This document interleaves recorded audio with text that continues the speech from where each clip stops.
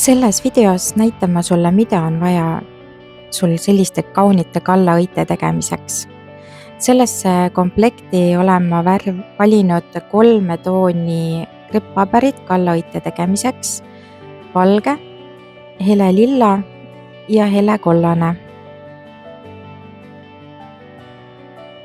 Tolmukate tegemiseks on sul vaja pehmet paberit, mina olen valinud siia tualettpaberi ja kollakat tooni tolmukate katmiseks. Lehtede ja varde tegemiseks on siin rohelist krepppaberit. Lisaks on sul juurde vaja siis traati,